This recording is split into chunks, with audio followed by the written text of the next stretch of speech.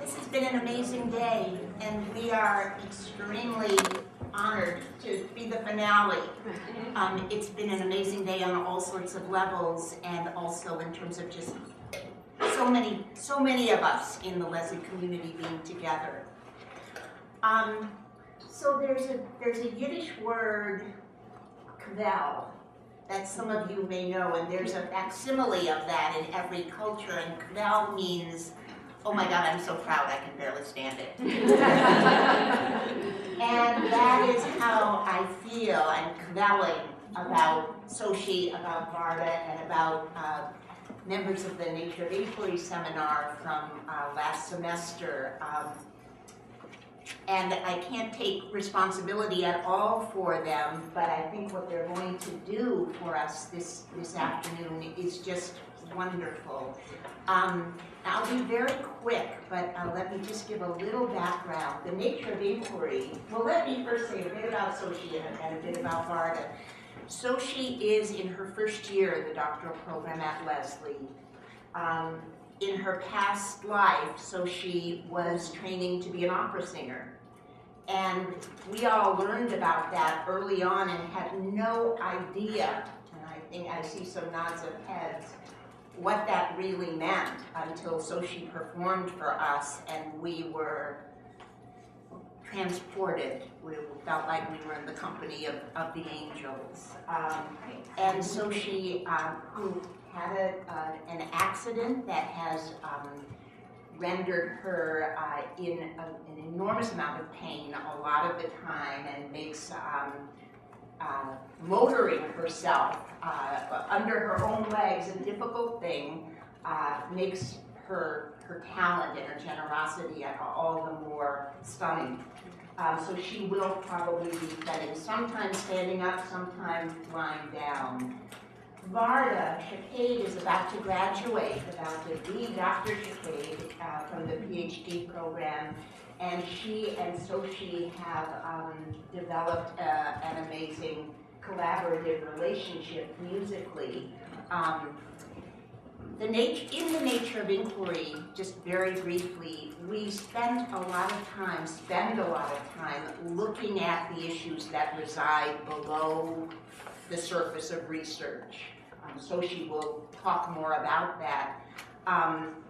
But fundamentally, what we're looking at is the degree to which, however much we want to understand words or people or situations, we are always mediating that understanding with our own presuppositions, our own histories, what we might be feeling at any given moment, so we're never 100% accurate. It's a really vexed part of all research, including those researchers who spend their lives looking under a microscope. They too bring all those associations to what they're seeing.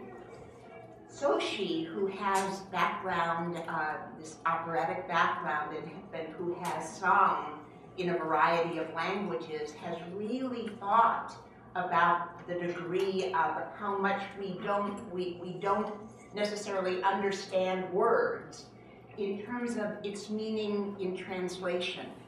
That if we're reading something or hearing something in German and trying to find the equivalent in a language that we're more familiar with, there's always a leap of faith. We're always missing something. And so she found a way of thinking about that and talking about that in terms of research, in terms of the interpretive leap that we're always trying to make as we attempt to to glean meaning from situations or words. So Xochitl will tell you a whole lot more of that, and members of the Nature of Inquiry seminar will jump in, as will I, but I'm going to turn it now over to Xochitl Mendez.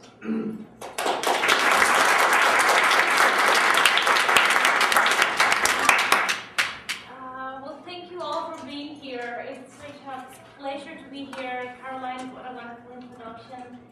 It's my pleasure to be here.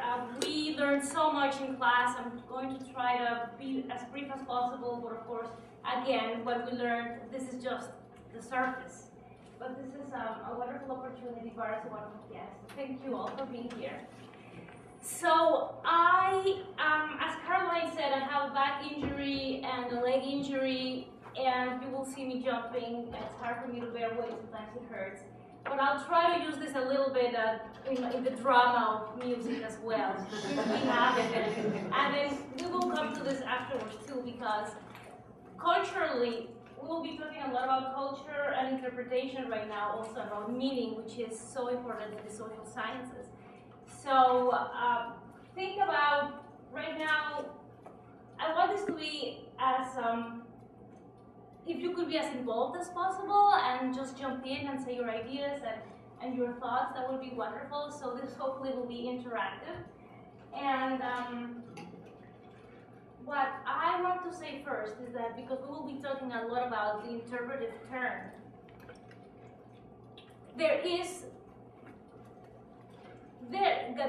Gadamer, in German it's Gadamer, so I tend to say Gadamer, but Gadamer said, there is an obsession with society, as we pretty much, I think most of us agree, with technical precision and with knowledge that is abstract and very deduced and very, very technical. So what I want us to do today is to feel a little bit more and to experience the presentation. So yes, of course, be as rational as we all are all the time, but at the same time, just allow to feel and just experience this. And the first thing we're going to do is I am going to say a text. How many of you speak German? So that's wonderful. You won't know if I miss the word. So listen to the sound. Okay, just listen and I'll ask a few questions. Du holde Kunst, in wie viel Grauenstunden, wo mich des Lebens wilder Kreis umstritt, hast du mein Herz zu warmen Lieben zunden, hast mich in eine bessere Welt entrückt. So, did that mean something? Think about it. We will now perform the song. And the meaning you extracted from this, compare it to what it feels now when we sing.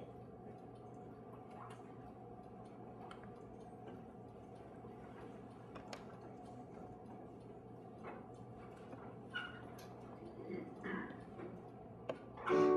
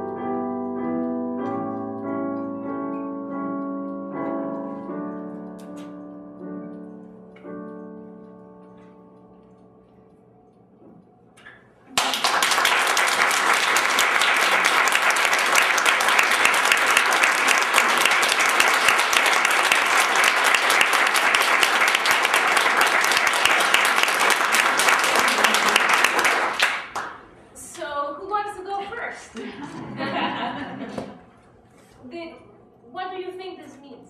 What does it mean to you right now? And you can say either in the context of this presentation or what the music meant to you, what you think the words mean.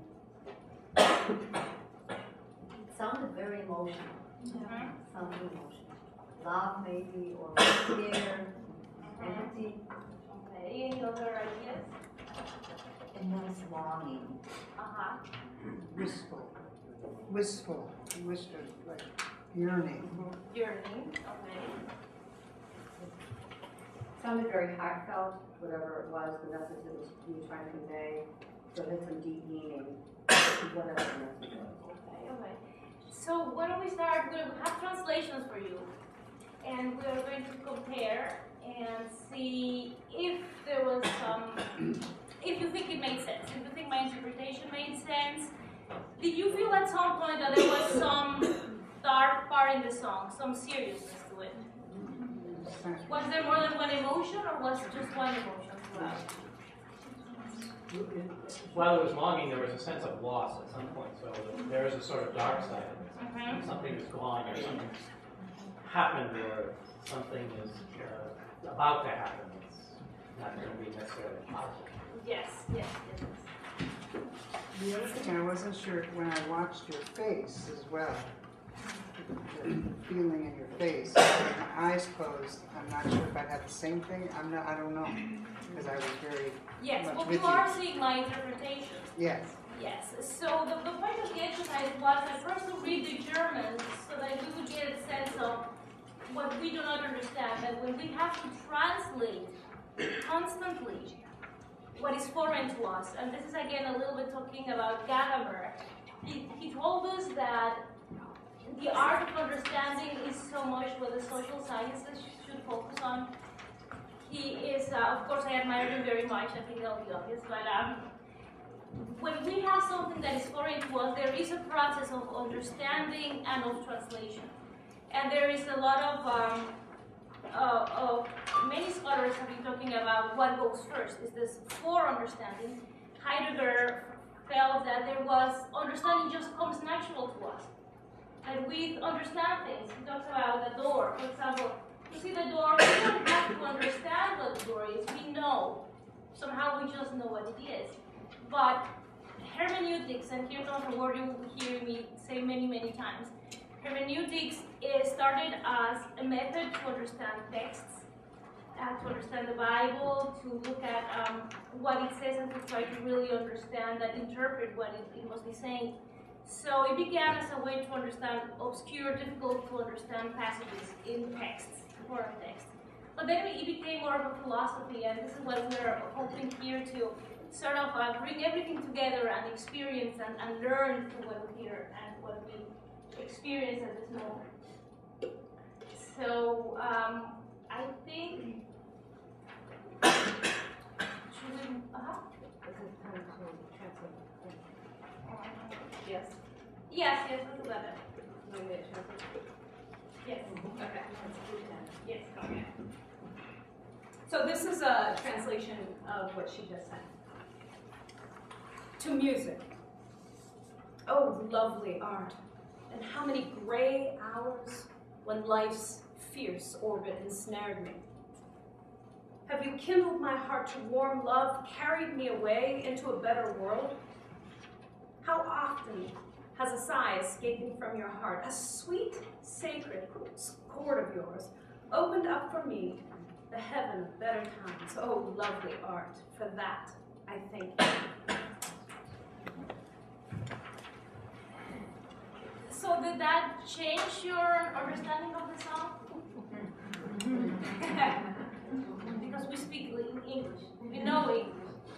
But did you feel that moment that person, oh, that's what it is, and then it made sense suddenly? Oh, I think those are beautiful moments of when we understand things. We think we understand, and then we will talk a little bit about that. But these are interpretations.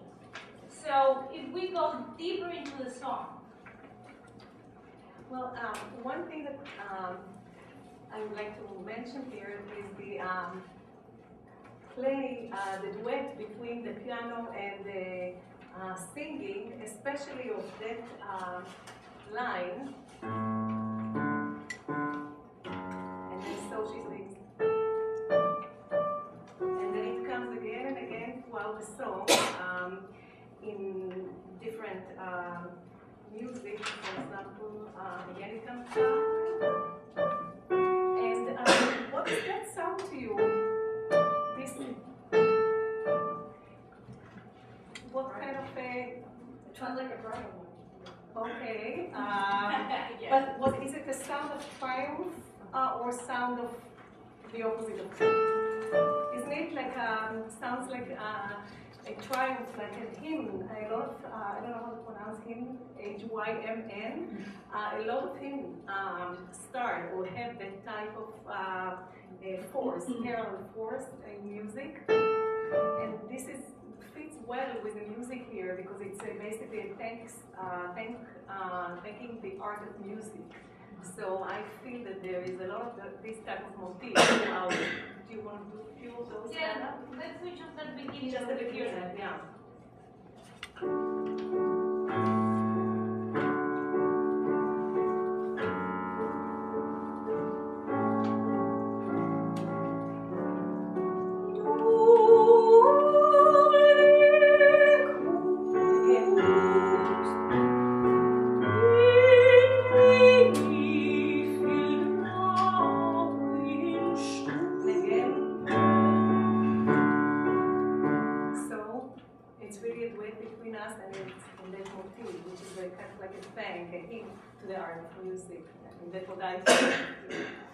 There is something very interesting about that, Varda, because I had a chance to work with John Bushman. John Bushman was a wonderful, wonderful accompanist, and then he said, look at the end, and you don't have the music here, but you see huge leaps, and probably you will hear when I'm high and it goes down. What does that mean? Schubert didn't write that just because he thought that sounded nice. It had to mean something. Do you agree with that? And it would be okay if we treat this as a text analog. This is something that is out there for us to interpret, and as scientists and social scientists and researchers, when we have something to discover, to figure out, to see what it has, the meaning inside and underneath and beneath that. So, Varda, you want us to do, should we do Measure 35?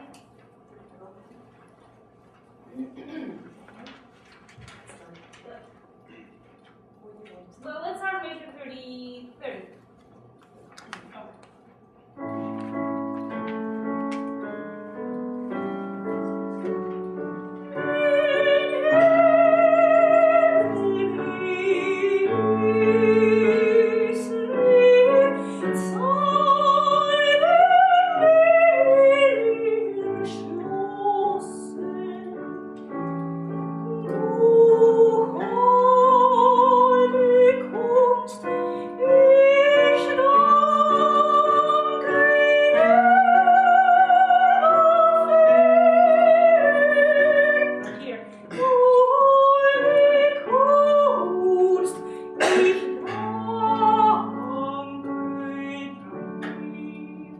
What is that? What do you think that is? Any ideas? Well, just for okay. There's some feeling of acceptance. Yes, I think so. And his idea, and again, these are just interpretations, just when Bushman said, this is an act of reverence to music, this is humility. Because the song starts, you are beautiful, you are wonderful. Actually, he doesn't say you are beautiful, but he says, you beautiful. That's my interpretation that keeps coming out. You beloved art, and then etc., etc. So that when it goes down, if you see the music, it's that humility. What do you think? Do you think that could be it? That reverence? And this reminds me a lot about Plato's dialogue, and I had it here to read to you. But of course, I have so many things to read to you that, well, I find it. But he talks about Plato. It's a very, very important part of his dialogue, where he talks about beauty. And that's why I said Schubert didn't say beauty, but I think this song is about beauty. because Plato said, when we see something beautiful, it comes through our eyes, and then we feel a warmth, and the song does talk about a warm feeling, and then he says, and then our wings that have been there, frozen and stuck and not there, through this beauty, they start to open up, and then one seems to fly, transports us to a better place, which is what the song tells us in the very, very end. So that would be my interpretation, that it is about beauty. So there is this meaning that not even Schubert perhaps was aware of, or he didn't want to emphasize, or maybe he didn't think it like that. But we are surrounded by all these mysteries. And I think what we should keep in mind, now that I'll talk a little bit more about hermeneutics, is that hermeneutics is about being comfortable with having doubts, being comfortable with exploring without exhaustion, and seeing ourselves and seeing our context constantly, and to be okay with the level of uncertainty. Really be okay with that, and to not despair in a way, because it is a circle, there is a hermeneutical circle. So it is round and round and round we go. But that is how we achieve deep understanding. That really is.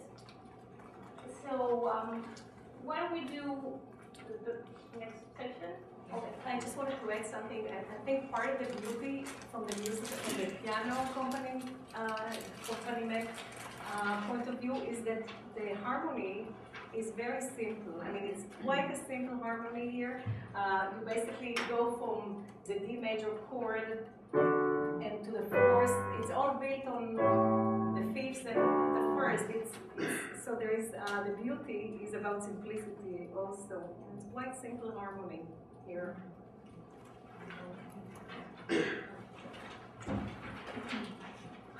Hi, lucky for you, I'm not going to sing. Very lucky for you.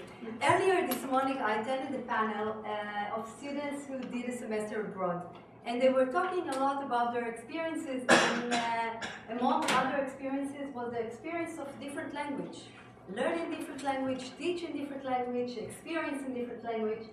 And I think everyone here that tried to use once Google Translate can sympathize with what I will have to say. And so she said it. Translation is not technical. It's about meaning. And it's about individually meaning. So I would like to invite Ida and Lorette and Kaylin. And we are all going to read to you translation all in English. And see how individually meanings can be, even in the same language. What we are going to do is to write 2 lines, and then the next one we read the next 2 lines. So you'll have the chance to see, and you have it in the second page, in the back of the first page. And the poem is The Sky Above the Roof by Paul Verlaine. I never pronounce that. So, no, Ida. Sorry. The sky above the roof is calm and sweet. The sky is up above the roof, so blue, so soft. The sky is here above the roof, so blue, so calm.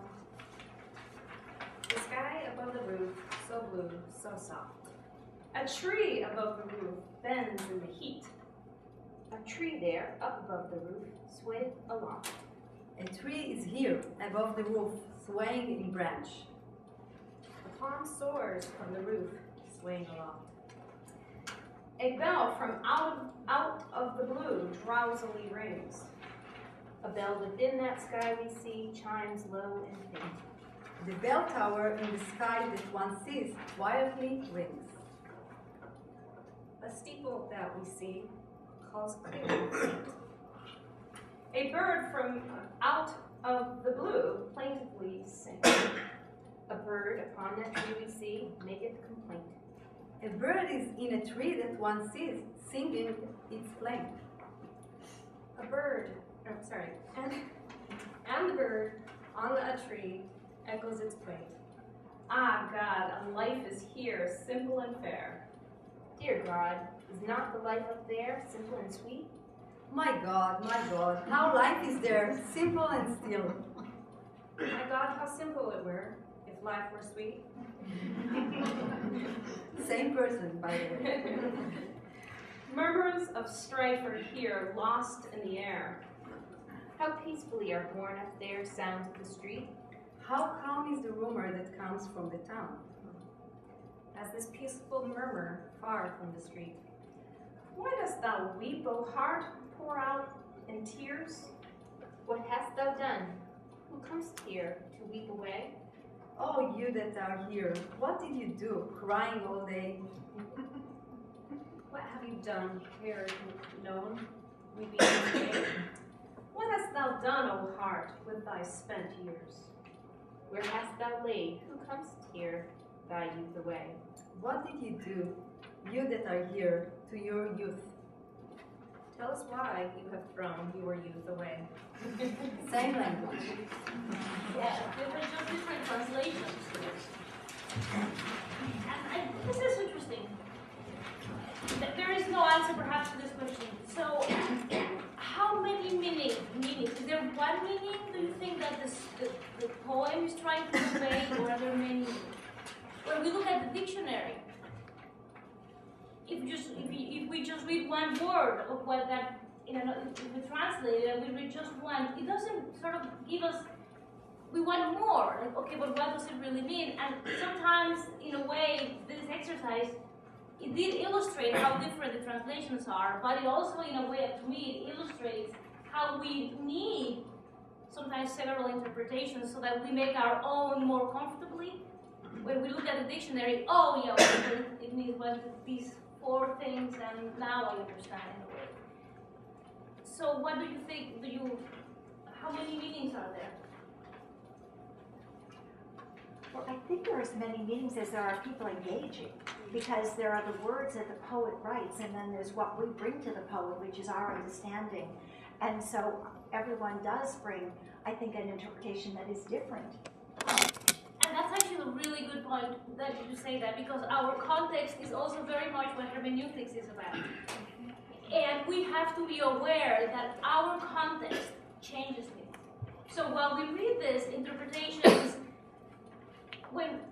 does it mean the same to us as we read them here that it meant to the person when he wrote that translation? What do you think?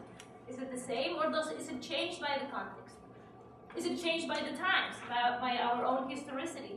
That we are living in 2013, and this was written early 20th century. This is to be aware of our context, and we all, I think we agree, that it is very important to take into account all the time, always, as we do our research in the humanities. And it would be wonderful if hard scientists could also be like that, and to really take into consideration the context and the paradigms that are just paradigms. So, let's do the song now.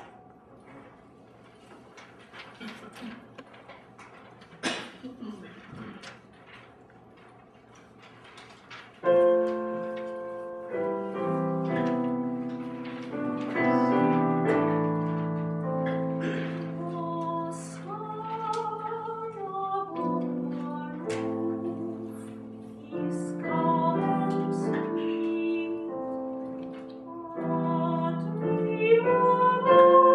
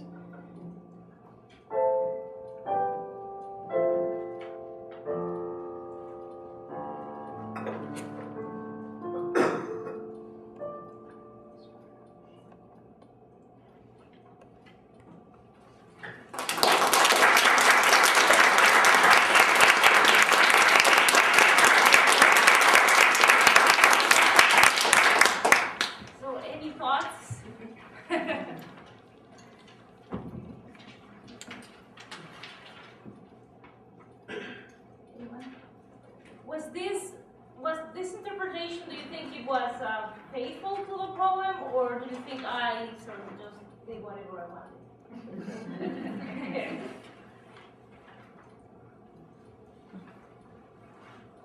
Would somebody have done it differently?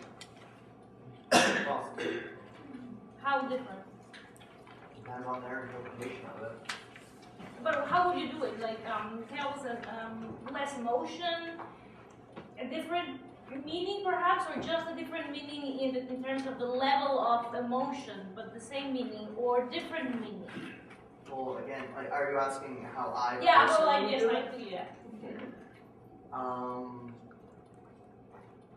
I mean, if I were to do it, it'd probably be pretty similar. But what I was saying is, different people will view it different ways. So there will be different interpretations based on that. Okay. It would probably be influenced even like beyond just how like different it can be like in languages, like one translation to another. I think that what can be factored into the differences is also the people's whoever did their translation would be influenced by how they interpreted the meaning. So. And that's an important point also, in that there is not an infinite amount of meanings, and this is what Gadamer and Charles Taylor tells us. Not because there are many meanings, we can say, oh, well, it just means anything, and to be totally relative about it. It means something different to everybody. But it's more than that, because of course there is the subjectivity and there's objectivity. But Charles Taylor tells us, but what there is something beyond that. And there is not an infinite amount of what it could mean. There is actually, it's not just anything. Oh, I believe it's not the meaning, but rather the emotion. Because, like, everybody can grasp a certain meaning when you read something. Like, it always has, like, a certain goal, like what the writer or whoever wanted to put out there. But it's rather the emotion you took in. Like, is it something that makes you happy? Is it something that makes you sad? Is it something that makes you laugh or something? So it's more the emotion, like you put a certain emotion, whereas you put a certain emotion while you're playing as well. You're inputting part of yourself in. yes, I am. But also, in my opinion, Caroline, you tell us, because I could be completely wrong with this, but emotions are meanings in a way. Because when I sang this poem, why is that person feeling like that? Why does he feel that his youth is lost? Because he's saying, what hast thou done with thou spent years? That has a meaning to him. So meanings, our emotions, are constantly there. And actually, they are also practices, social practices and contexts. But, I think everyone has kind of interrelated their meanings together because the effects of posture and emotion are interrelated. So whether it's an individual or whether it's cultural or ethnicity, they do have an effect on how you project your meanings into a reading, a poem, whatever it is that does have an effect on how you project yourself into anything that you would say. absolutely. Even into gestures. Yes, thank you. That's a great point. And I think that will go nicely with what's next.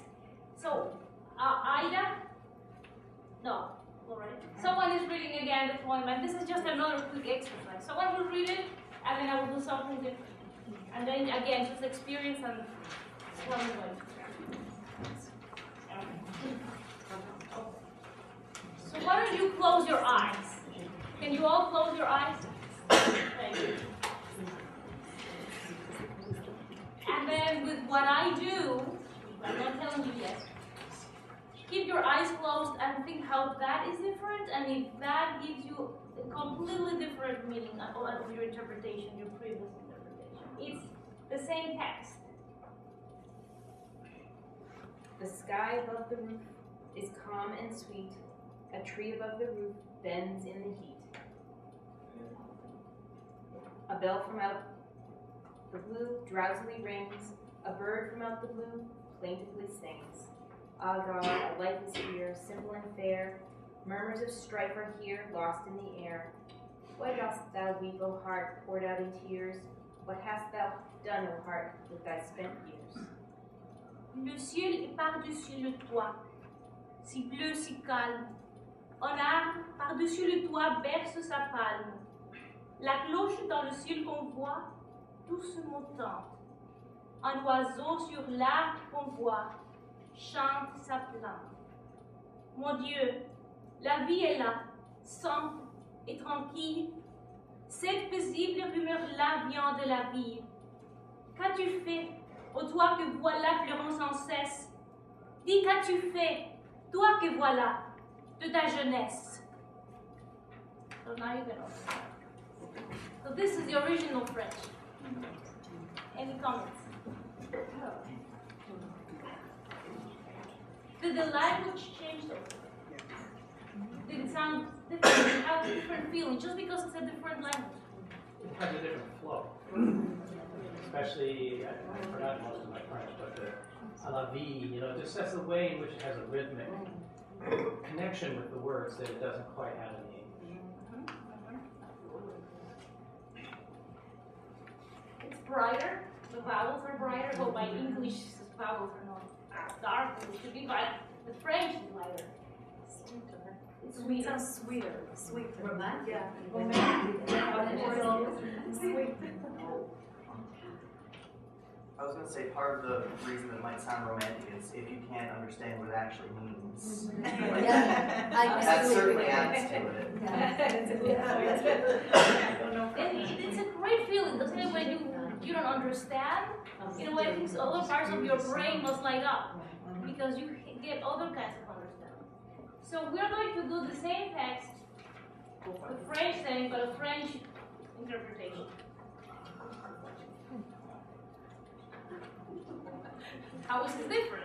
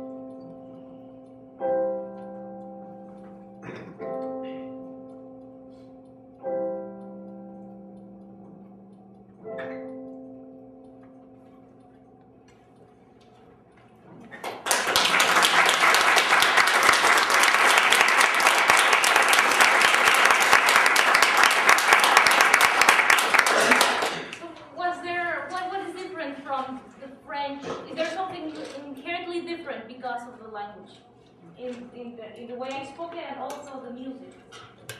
What is different?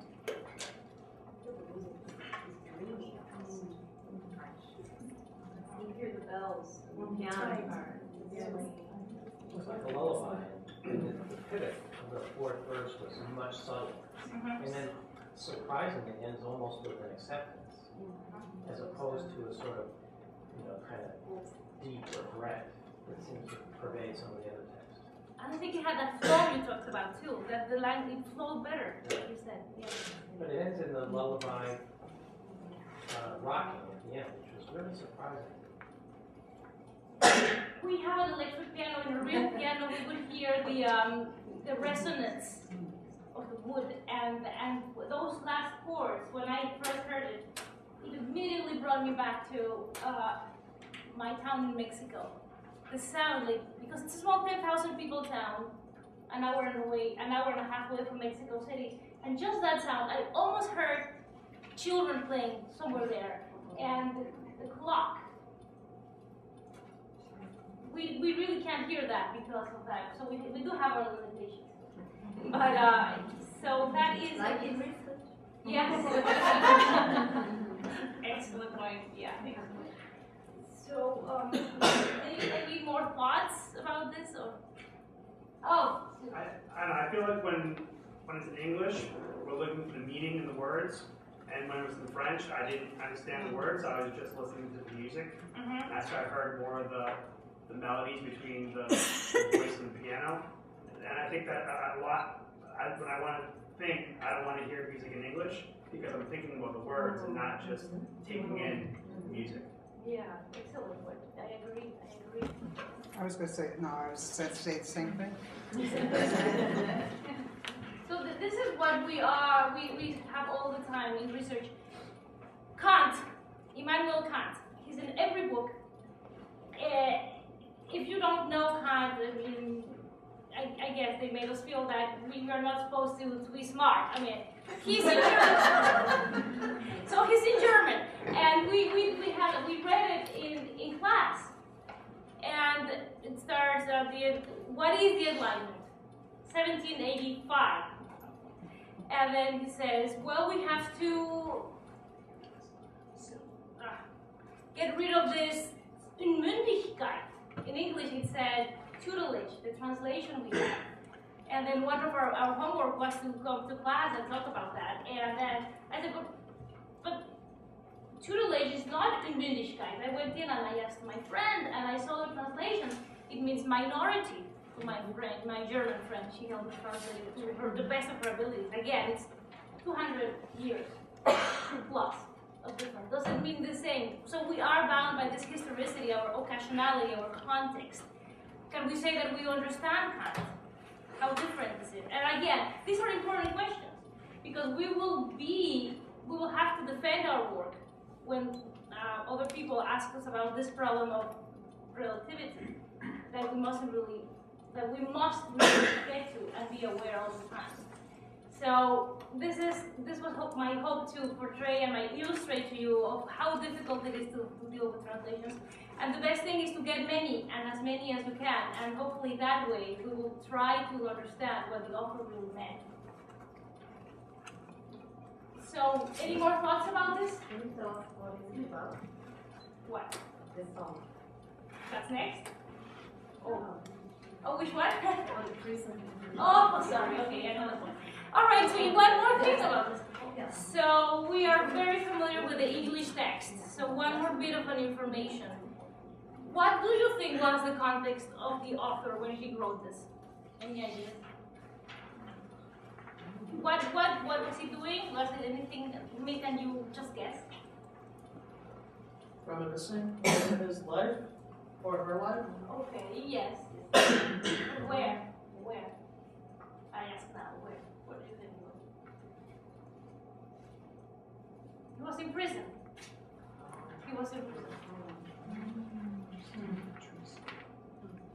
So, does this change anything of feeling of everything, of hearing the clock and the sounds out there? And something that happened really interesting when I did this song in class is that when I asked this question, I just said, you said, well, when I was hearing you sing that song, I thought of you, what it feels like to be in your bed and seeing everything moving around you. And sometimes not being able to participate in it. I mean, also a very, very strong cultural thing we have, which doesn't mean that even though it's a social construct, it's as real as it can be. How can I move and go places if I need this? I mean, right now I'm going to be in a lot of way later because I'm sitting a lot. And I thought to myself, but I wasn't even thinking about that. I was actually, all of my mind, all of my body, except for my position, was thinking of a time I was completely healthy. But yet you saw it like that, because that's what you see. And I don't see myself as disabled, so it's hard for me to even think about like that. So just the way where we are and what we see, what we have seen, we interpret things. And I'm putting you on the spot like that because I think it's a great, great example, because it totally makes sense that you thought that, and it totally makes sense that anybody would think that. But I wasn't thinking it like that. So, and again, another example how we insert what we want to see. Prejudices, assumptions, they're everywhere. Even the way we speak, the way we act in this classroom, it's so culturally learned. And as a researcher, Maya, do you want to tell us how it's really important to go beyond that? No. So, yeah, okay. So, I don't know if we have time, but let's go to the next song. No.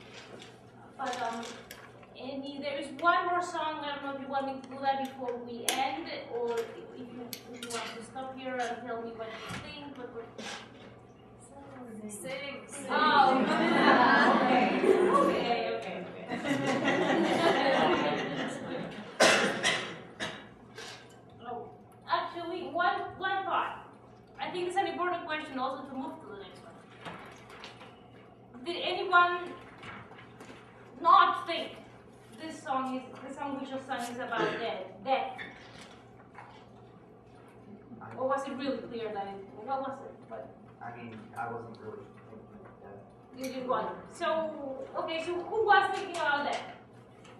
People, honestly. Oh, who wasn't thinking about that? Well, there's indications. First, the beginning, the piano in German music is that tone, the can you play it for us? Yeah. When I start, you add in measure 3.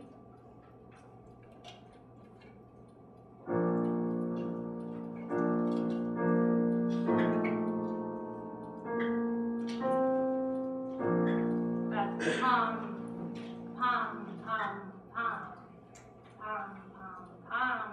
And the poem, it doesn't say it's about that, but it is, and all Germans will tell you. And so it's not even just about understanding the words, but again, so what does it mean to people in the context he was created? Another thing to pick up. So let's move to Grabe and Anselmos.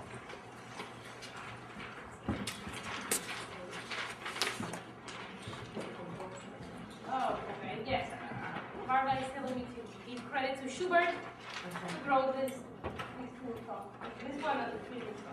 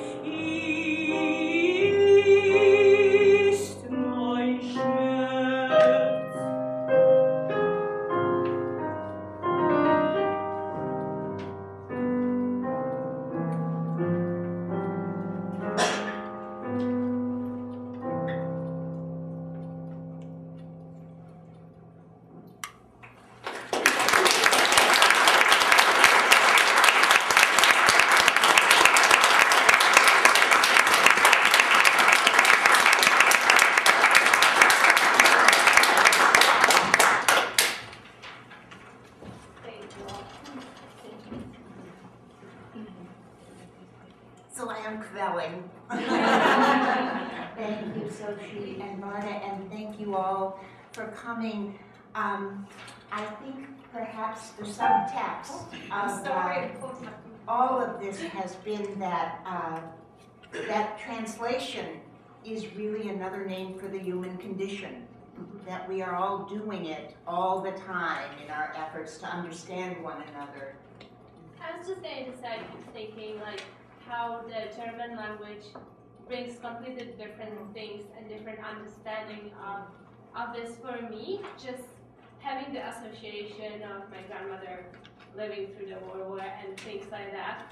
So so I keep like figuring out what really is going on, and then I'm thinking how I need to be checking, like whenever I was going back to the present, being here and now, it had completely different transformation and meaning versus getting back to the past and hearing the bells and hearing about being in it, transformed back to Europe and so I was like bridging it back and forth and thinking like, what are the Americans like feel about it and think about it hearing, singing in German or just the German language itself versus someone who grew up in those different regimes and those changes and how that affected Europe and all that for someone who comes from Europe.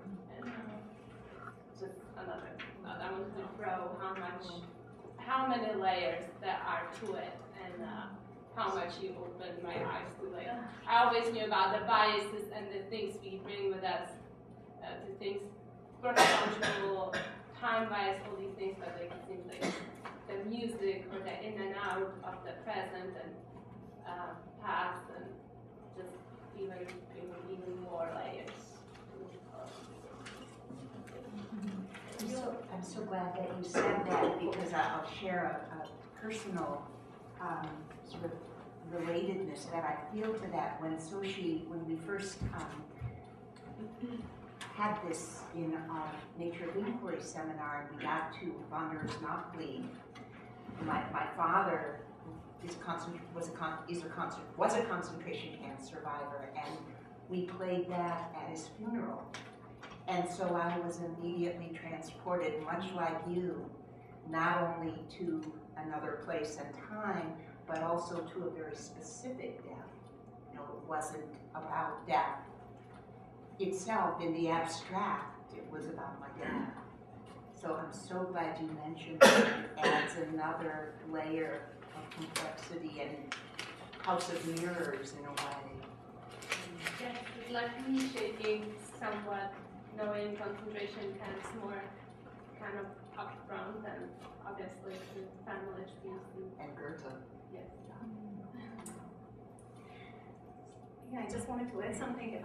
Also, minor scales, whoever is a musician know that minor scales versus major are used mostly to denote sadness, but this is also only in Western, mostly in Western culture. In African and in Japanese, the minor songs in minor scale are actually denoting happiness. So here is another facet. So composers, scales, everything is very cultural.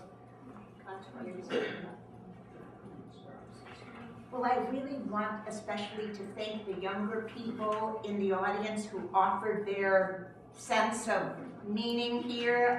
And I wanted to end with, we are such a culture and a society writ large that is so afraid of being wrong. Of like, well, I have an idea, but I might be wrong, and so I think maybe I won't say anything. And there's a very hopeful statement by the psychologist William James in this wonderful book that I recommend. It's called Being Wrong. And William James says from his book, The Will to Believe, our errors are surely not such awfully solemn things. In a world where we are so certain to incur them, in spite of all our caution, a certain lightness of heart seems healthier than this excessive nervousness on their behalf. So I will end with that, and another thanks, and invite you all.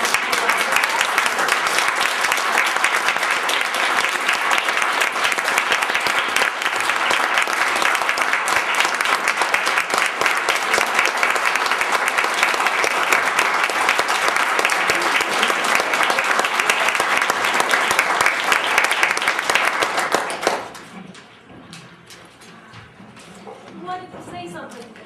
I was just going to say, when I said there are many different meanings, it's from the aesthetic interpretation. There is a subject matter, which we can all determine what's the subject matter of a piece. But then going beyond that subject matter to meaning, what it means, it's not that it's totally relative and anything goes, but you derive meaning from what you bring to it and what you take from it. So the meaning has to be found in the text. So that's why, as you're telling your story, we all will find, you will find in the text a meaning for you that's distinct for you. I will find as a singer a meaning that's different for me. But I think it's so important that we all recognize when we talk about meaning, it's my meaning, not the meaning. And I think that's what we were really struggling to do with us, that there's not a meaning. And I think that's the beauty of this. And I think it's the beauty of what we do at Lesley. Yeah, absolutely.